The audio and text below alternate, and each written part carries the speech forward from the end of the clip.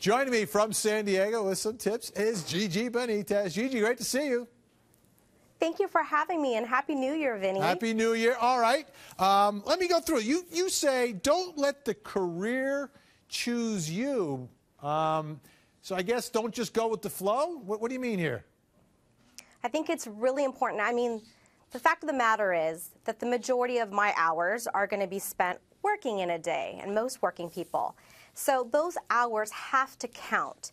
I really feel strongly, and this is how I've lived my life, is to figure out what my passions are, where I derive joy and a sense of fulfillment, and base my career choices off of that. And therefore, there's just a better balance and more motivation. And when I get up in the morning, I'm excited to go to work. All right, find your mentors. And does this mean you find someone who's doing what you want to be doing? It's a combination, actually.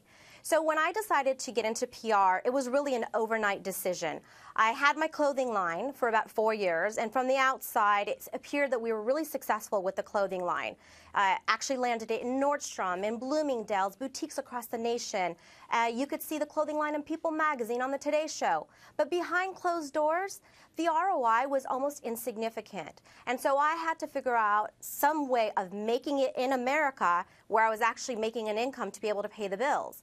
And so I decided my passion was with the PR aspect of my job. So I went out and found someone who I knew that was very successful with public relations, and she helped guide me with that part of it. But I also have mentors with regards to business or accounting, and I find people that are experts in the areas where I am not doing well in or I don't know yet, and I learn and I ask and I take them out to lunch, and I try to find out as much as I can so I can be the best at what I'm doing. And what you want to do. Now, the last one, this one I think is important because this is why I'm not playing in the NBA or trying to play in the NBA right now, is because I know my limitations. And, you know, I'm not tall enough, I'm not quick enough, but I guess everyone has to sort of realize, you know, all right, maybe I'm not going to be this, but I could be that, right?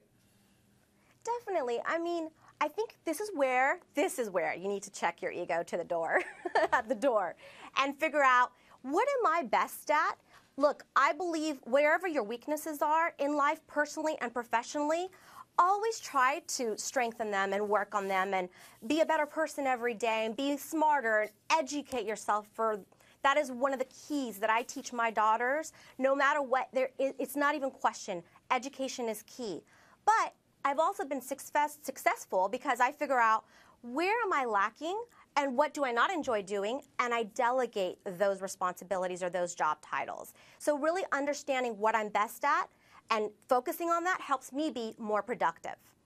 Gigi Benitez, it's great to see you, and a great example, really, for someone who has reinvented herself several times and enjoying much success now in the world of public relations. Thanks so much.